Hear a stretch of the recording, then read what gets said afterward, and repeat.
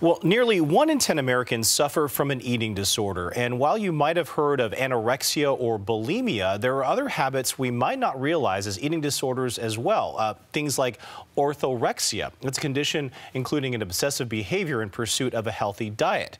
Interesting. I've never heard of that before. But to offer some more insight about this, Dr. Elizabeth Mead from Swedish Medical Center joining us this morning. Thanks for joining us as usual. First off, what qualifies as an eating disorder?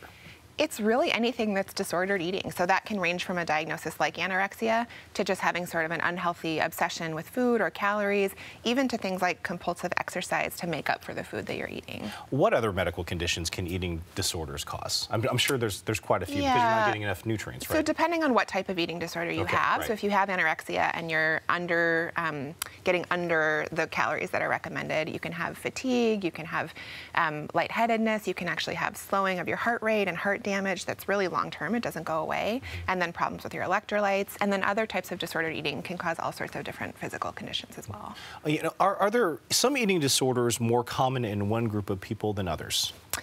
Most eating disorders in general tend to be more common in women than men, so we think it's about 10 to 1, but that's still a significant number of men that have eating disorders. And then when we think of how things start, it often tends to be people that are sort of perfectionistic, that are really high achieving. They may have a family history of eating disorders or see people in their family that have disordered eating. Those are all risk factors that can contribute. So not so much of a cultural thing, but more of like a behavioral thing from what I'm understanding. Often it's more of a behavioral thing. I think that for a lot of people, they're feeling very out of control about things that are going on in their life, and that's one thing they can control, so that's another place that it can come from. From an outsider standpoint, what are some of the signs that people can look out for? Say, maybe this is a friend or something like that. Yeah, well, I think first of all, there's a real myth that to have an eating disorder, you are absolutely going to be either underweight or overweight.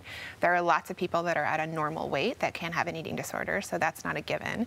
I think it's really important to just pay attention to how people around you are engaging with food. So if you have a friend or a family member who is really withdrawing, who's wanting to eat alone, is kind of avoiding group meal times, or seems to be stressed out by things about eating, then those are some subtle signs that there may be something else going on. And then if you see some of those signs, how do you approach someone? I'm sure it would be a very delicate situation, but like I wouldn't have any idea on how to approach someone if this was someone I knew. How would you? I think it can be really hard, particularly with eating disorders. So I think that if you're close to this person and you feel comfortable, it's really okay to just say, I've noticed these things have changed, I'm concerned about you, do you want to talk about anything that's going on?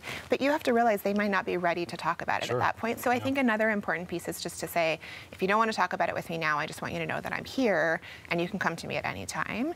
I think if you notice that a child or an adolescent is having disordered eating, it's actually really important to talk with their parents about that. Yeah, very key, I'm sure. Yeah. What about for the folks watching right now and thinking, this sounds like me, what should they do?